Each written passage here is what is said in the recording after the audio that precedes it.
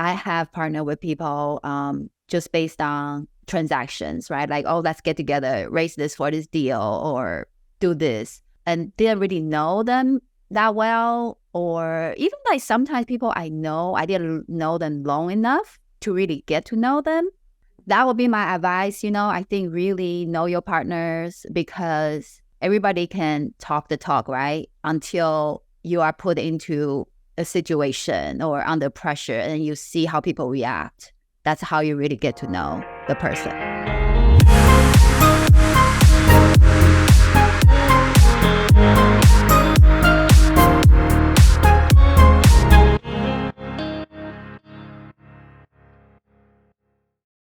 Hello. Welcome to the Real Estate Law Podcast. Our host, Jason Muth, that's me from Straightforward Short-Term Rentals, and Rory Gill, real estate attorney and broker. Rory, welcome. Today, we're going to be talking to a naval officer. I'm super excited to once again speak with somebody from the military who has found a pathway to financial success in the real estate world. That's definitely something that we've heard from other military folks, and I'm looking forward to hearing our guest and her pathway.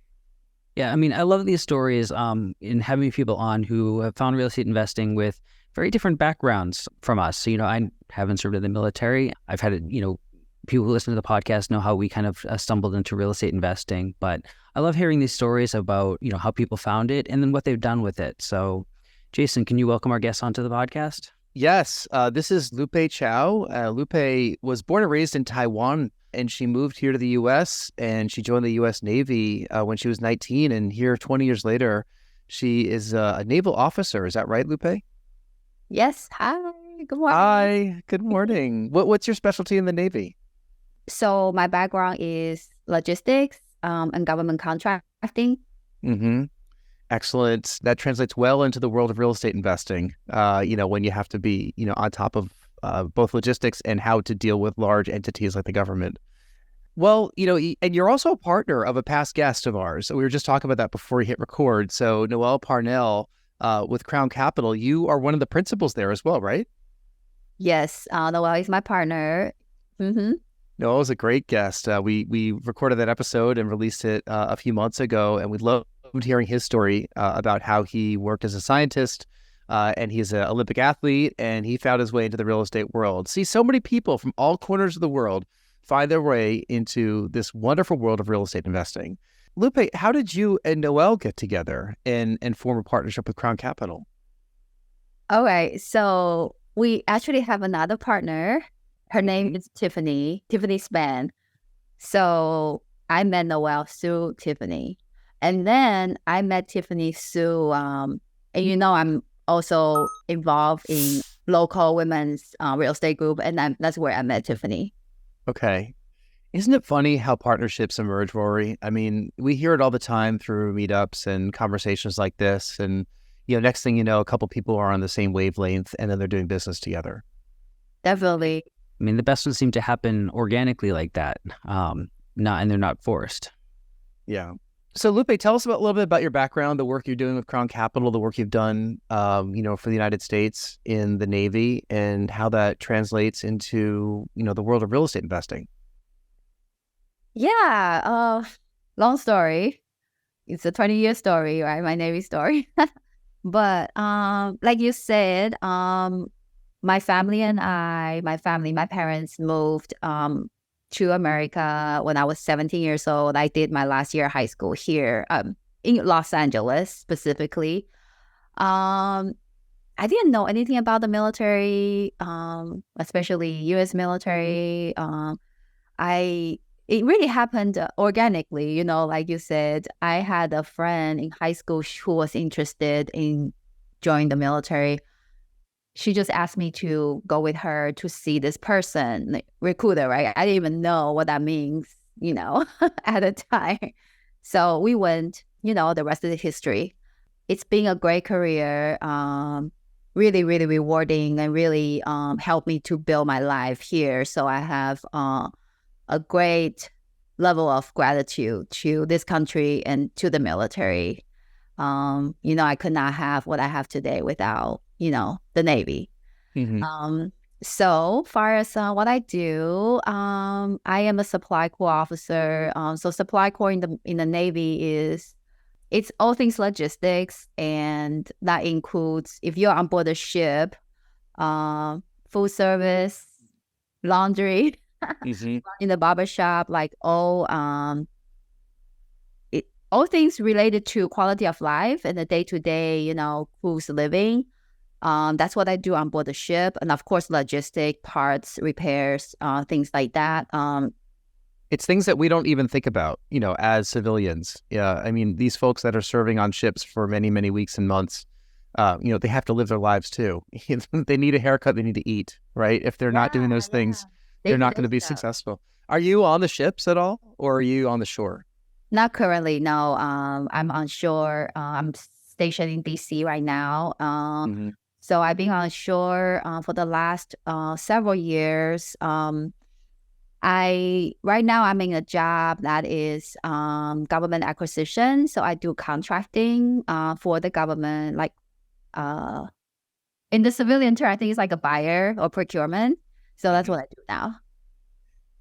Rory, we've heard from military folks before on this podcast, like usually ex-military, people that have retired from the military and they're finding their way into the real estate world.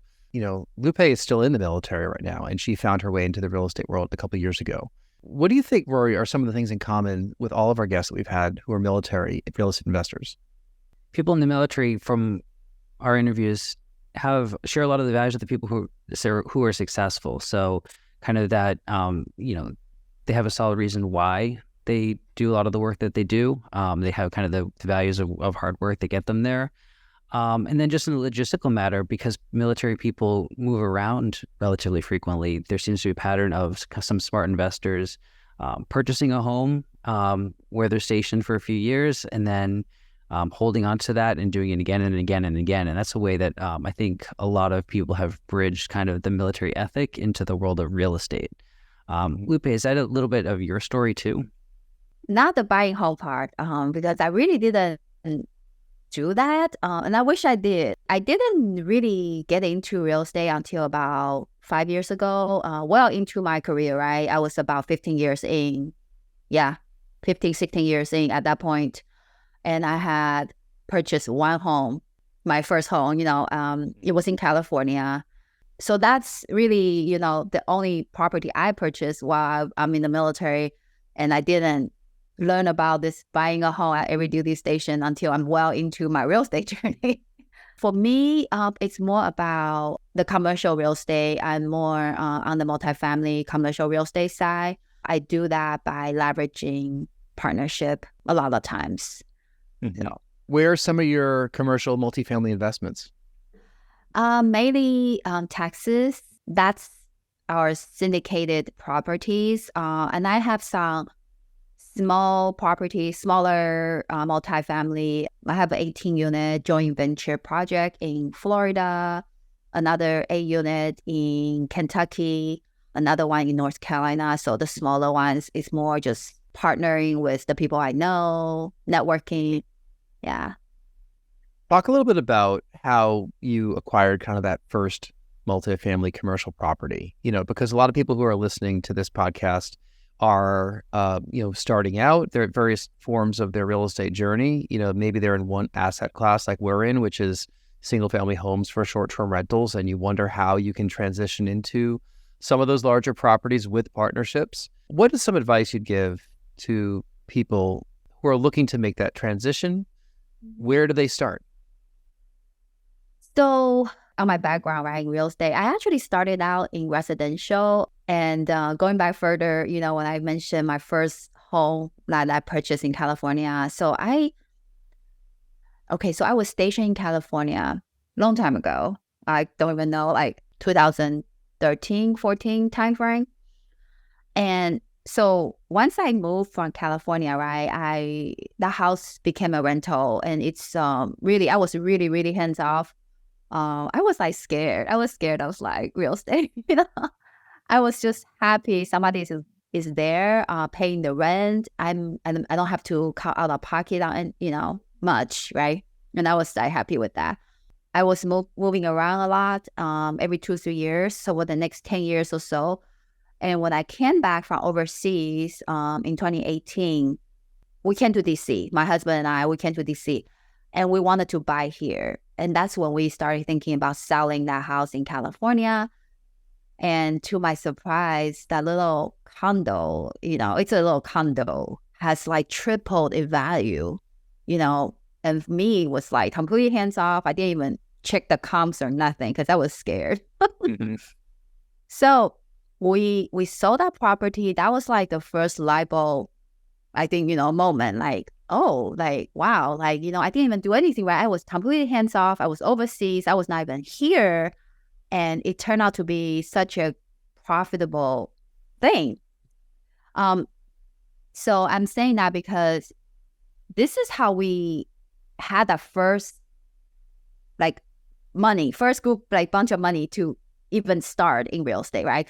Because of the sale of this property, I ended up with some profit, and we were looking for a place to put it.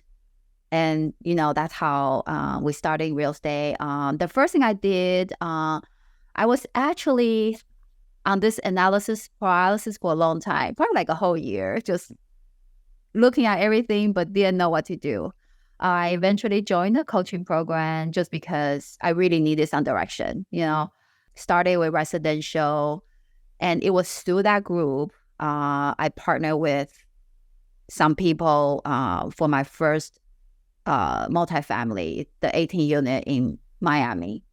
So yeah, long story, long answer to your question, but that's how I got there. But you touched upon the coaching program. So what made you have the smarts to say, I need some help. I need to go find some people that are already doing this or are on the same journey as I? I think it really depends, right? I know people who's never been to a coaching program, they did really well for themselves. And I think for me, it was a comforting factor. I didn't really, like I said, I was kind of like nervous about real estate prior to that anyway. So buying a rental property was just, the idea was scary to me, right? Because I feel like I don't live there. I can't see it. I don't know what people are doing to the house. Like, all that was scary to me. So I needed that guidance. I needed that support, to help me to get over the hump. But I know people did it without it. Whatever is comfortable for you. But to me, it was worth it to invest in the coaching program. No. And, one of the things that I want to talk also in the context of Crown Capital, but with these projects, you've been involved in partnerships and working with other people. Do you have any advice to people as they're putting together their teams or starting to collaborate with people on how to form those partnerships? Yeah, I have a few lessons, I think we all have a few lessons in partnership. I love my partners at Crown Capital, Naval and Tiffany. And I think one of the main reasons why that partnership worked out so well is because, like you mentioned, Roy, that happened organically. It really did. I knew Tiffany for 2 years, and we have done so many other projects together with the women's group before we talk about partnership. So at that point, I knew her really well. She knew me really well. And of course, right, through her, I met Noel, and, so it really all worked out organically. I have partnered with people just based on transactions, right? Like, oh, let's get together, raise this for this deal, or do this. And didn't really know them that well, or even like sometimes people I know, I didn't know them long enough to really get to know them. That would be my advice. I think really know your partners, because everybody can talk the talk, right? Until you are put into a situation or under pressure and you see how people react. That's how you really get to know the person. So that's my advice. You really get to know your partner before you're partnering. A lot of the things you mentioned about the self-limiting beliefs of, not sure who's going to be damaging a property that's afar or how to manage that, you overcame those things. A lot of people don't overcome them. And that's what gives them the fear of moving forward in the real estate investing world is that they put together a long list of the things that are going to go wrong. And then they dwell on that list. And yes, things are going to go wrong. They always go wrong, right? I mean, nothing goes perfectly. But, if they've said it so often, like the difference between the people that are successful and those that aren't are really the ones that do something, that get beyond that analysis paralysis and that long list of problems that could come up. And they just go for it, right? And if you don't get the perfect deal the first time, you're probably never going to. But if you don't get it the first time, maybe you'll learn something and then get it the next time or the next time. And you've had a number of partnerships. It sounds like you've had some that have worked better than others, and the one that you're in right now is working really well. Mm-hmm. Definitely. Talk about the group that you and Tiffany are working on, Real Estate Investor. Is that the Meetup in the capital region? Yeah. So we run a women's meetup, real estate meetup in DC, Maryland, Northern Virginia. But Real Estate Investor is a big group, right? So it has, I think, 56, 52 meetups throughout the US. So pretty much every city, like every big city, there's a group. We happen to be in the DC capital region group. Wherever you're located, you should be able to find a group close to you. For the ladies out there, just to connect with other women. But Tiffany and I are the leaders for the capital region group. I've never been to an event. I don't think I'm allowed. I mean, you have to be female, right? You do have to be female, yes. We actually have spoken with other female investors on this podcast who've spoken about their women-run and women-led support groups in the real estate world. What are some of the things that you think are important to have a community of women together that maybe they're not going to get from a mixed male-female or male-dominated community? I have a lot of male partners, and of course, in the military, right, I work with mostly male, and I have great male leaders, that taught me what I know. My husband is another naval officer, and he is an excellent military leader, in my opinion. So not to downplay, the value of men, because, I'm all about, equality and, you have to recognize everybody's strengths, right? But when it comes to women, I think it's just when you have a group of women, only women, right? It is a more nurturing environment. You can definitely see a difference. Women are very loving, very supportive. It is just a nurture environment. Women are more comfortable to open up to be, with other women, and maybe feel comfortable to be more vulnerable. Some of the things they may not mention to their male partners, they will share with other women. So it's really good. It's a good support group for people to connect, and also just to kind of like have the friendship. We do brunch, we do things. We hang out. We do more than real estate, also making friends, just meeting new people. I mean, building relationships is kind of the core of any kind of real estate partnership. Trusting those that you're working with, getting along with them is usually a good thing. I found that a lot of people in the real estate world look to real estate investors for their friend group as well, right? Especially if you're looking to either rebrand yourself or you're just starting out. It can be very infectious if you're in your 20s and 30s and meeting all these other people that are thinking the same way as you. And then you see some folks that maybe you want to be friends with as well, and then you form those partnerships and relationships outside of the meetup situations. And you're always having conversations about real estate, looking at deals together. And that's how a lot of this stuff starts up, and I'm not surprised to hear all that. And then you take it to another level too. I mean, with Crown Capital, you guys you're raising money for deals now, right? You've kind of moved beyond that first deal, that second deal that you're jumping into. So what are some of your objectives now, with your partnership? We just want to grow at this point. We have co-GP'd with other teams. We have raised for other people. At this point, we want to find our own deal and be the lead GP. That's kind of like our next step. We we've been working on that for several months now, just underwriting, deal hunting. Yeah, but that's our next thing. And we are also, additionally, we are also launching an education platform just to also share some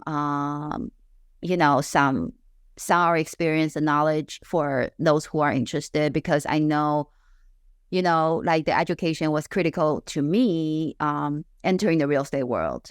So we'll hope to provide that for aspiring investors.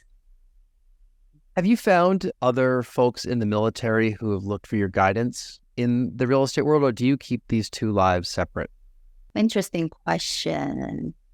I would say most of the military friends I talked to or have had a conversation with, they more on the passive side. They want to invest passively.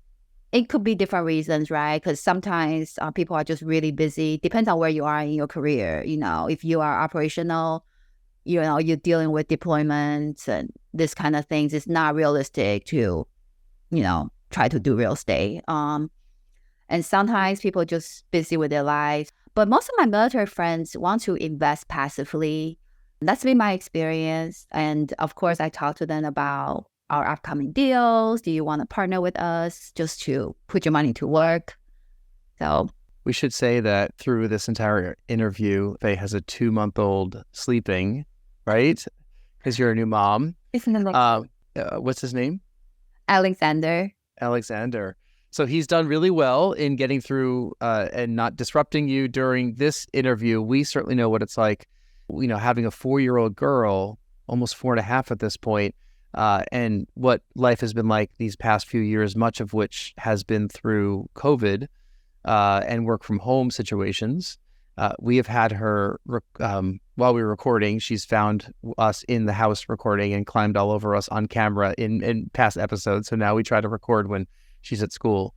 But talk about what motherhood, how that's changed your outlook in the work that you're doing as a real estate investor. I know it's probably all new because you're probably going through sleepless nights and everything that we all remember who are parents of 2-month-olds. But, how do you think things, how has it changed you in this short amount of time that you have been a mom? And how do you see your outlook changing?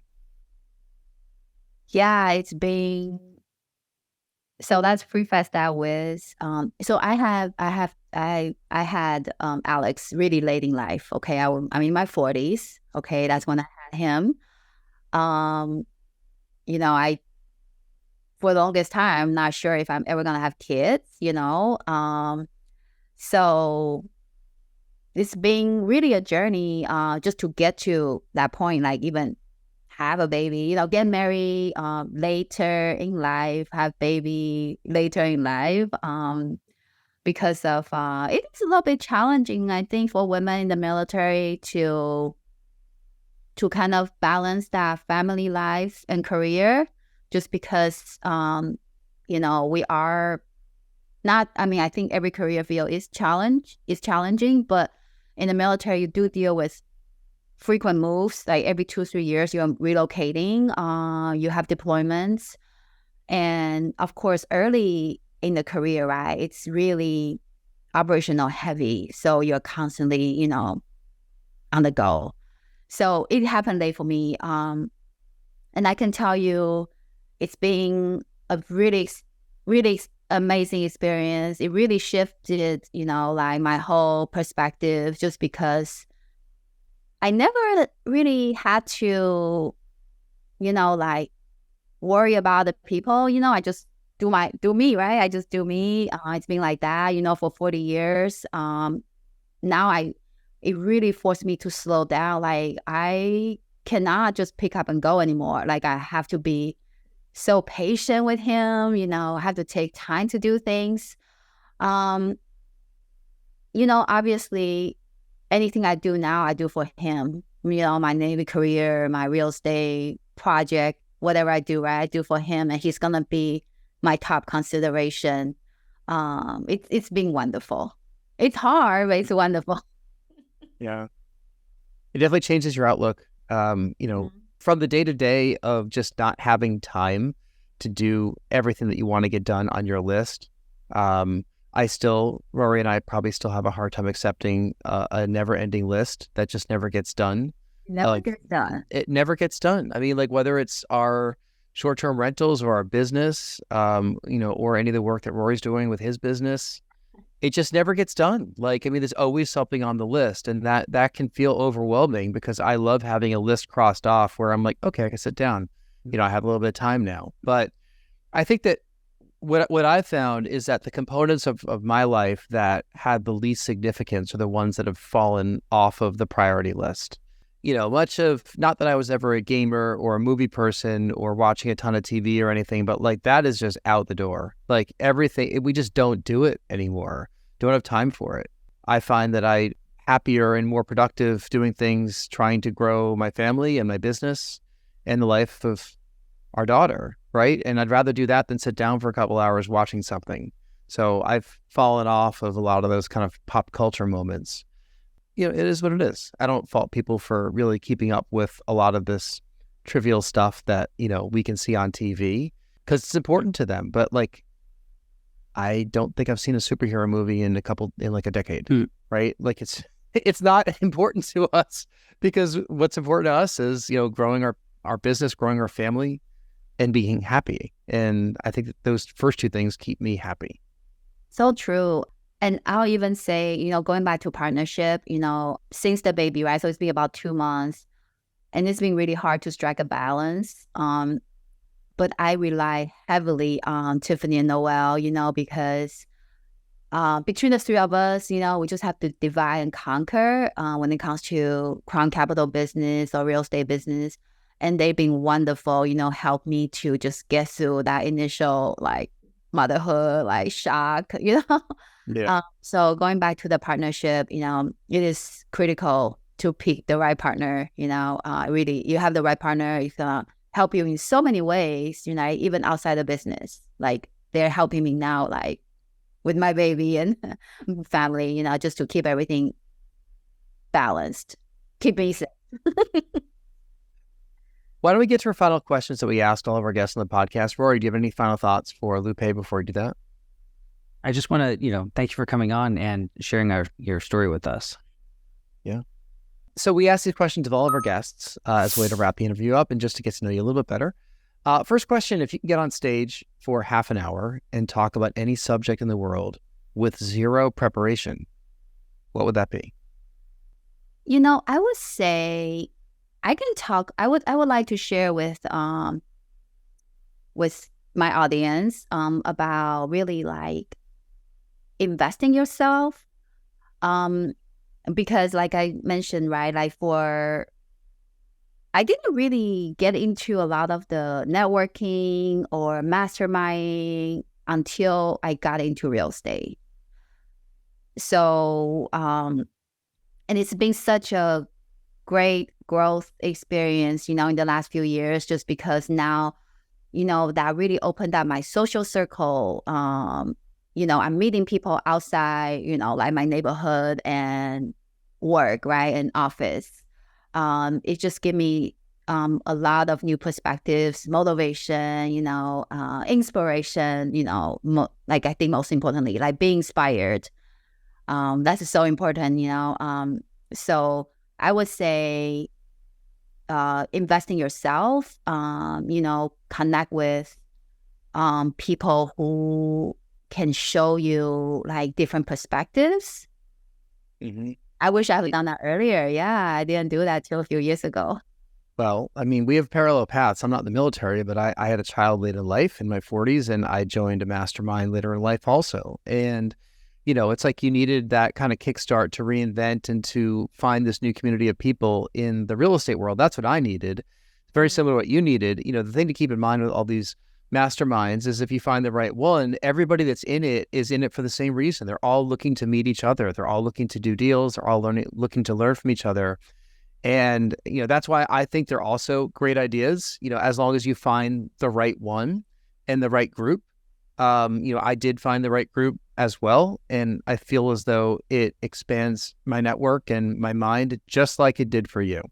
So, I will underscore your speech and jump on stage with you. And, I'll talk for the part of those 30 minutes as well and go tell everyone that, you're on the right path. Yeah. Second question we have for you, tell us something that happened early in your life or career that impacts the way that you're working today. I would say it's really like I would say my upbringing and my military training both gave me a lot of discipline and just like hardworking. Like the Chinese culture is, I think it's a lot more strict compared to Western culture, when it comes to parenting or discipline your children. So I got a good dose of that growing up. Okay. And military, same way, really teach you about discipline and simple things like be on time, show up, like people can't do it. So it's that, when people can do it, there are people they just can't do it, can be on time, can show up, not doing what they're supposed to do, basic things. But I think those things I credit, my parents and the military training. You've had a life of discipline between Chinese culture and the U.S. military. I think maybe discipline is just in your DNA, that you just have to keep finding things that are disciplining. Right? Yeah. But no, great point about showing up. Be on time, show up. These are basic things, and like if you can't do the basic things, how can you trust people with millions of dollars, right? Like these are basic things. Mm-hmm. So great advice. Finally, what are you listening to or watching or reading these days? Anything in the world? Oh my gosh. I am doing all things baby related right now. Like it's all about baby research. It's like baby cough today. Oh my God, what does that mean? Right. No, I'm not doing anything besides baby research at the moment. That's probably what you should be doing right now with a 2-month-old, because, you don't know it yet, right? When you experience it, like I remember those times where like, we had a pretty healthy child, thankfully, knock on wood. But, there would be those times where there's something wrong or something and you want to make sure that, the child's not in discomfort or that you kill the child by accident. And you're like, am I supposed to do this? Am I not supposed to do that? Like, you don't know. So reading a lot of baby books, a lot of podcasts, audiobooks about babies. Yeah. Yeah, but don't go down too far down that rabbit hole, because you can trust yourself probably more than you think about what you know and what you're doing is right. Oh yeah, good point. Because I was gonna say, I joined so many mom groups now. Like, like real estate is kind of like taking a back seat. Now it's like mom groups taking over. Yeah. And it can really stress you out because there's so many different things people are talking about, so much information. Like, yeah, you do have to draw a line somewhere, just like, okay, that's enough. Yeah. It's the same thing with all the real estate groups that are out there. I mean, like the information is just overwhelming, and some of it's bad info and some of it's repetitive info. And you're like, okay, I just need to turn the volume down. And in the mom groups, you'll probably get 17 different ways to give the same advice for the same problem, and most of them are right, pick a direction. Yeah. So I did kind of like come to the same point, just like, okay, like this is great advice, but it's really overwhelming and it can make you like having doubts, like unnecessarily. So yeah, no, I need to tone it down on that one. Yeah. I think one thing I discovered is that children are amazingly resilient, and, their will to live will, supersede any advice that you can get from other moms, because, they kind of know how to exist right now. They just need a little bit of guidance from you as mom. Yeah, good advice. So Lupe, thanks for spending time with us here on the podcast today. We really enjoyed hearing your story. I know a lot of people who are listening to this have similar stories, whether it's in the military, as a new mom, working in mastermind groups, working with partners. We've certainly learned a lot, and hopefully as a listener, you've pulled a couple things out of her story. If people want to learn more about you or Crown Capital, how can they get a hold of you? So you can find me on social media, just under my name, Lupei Chou. We have a website for Crown Capital. That's www.crowncapitalcorp.com. And tons of information there. Also resources. So check it out. Great. We will do that. We'll put some links in the show notes. And we will link over to your website, rorygill.com. Is that right? Yep, just go into rorygill.com and you'll find a whole bunch of different ways to get in touch with me and the different ways that I can help you out. Cool. And if you want to be a guest in this podcast, reach out to me, Jason, at nexthometitletown.com. We'll see if we can get you scheduled next time we're scheduling interviews. If you've enjoyed this episode, we'd love 5-star reviews and comments. Please feel free to do both those things. So Rory, Lupe, thank you so much for another episode of the podcast. Lupe, it's been nice to meet you, and thank you for being a great guest. Thank you. Thank you. Bye-bye.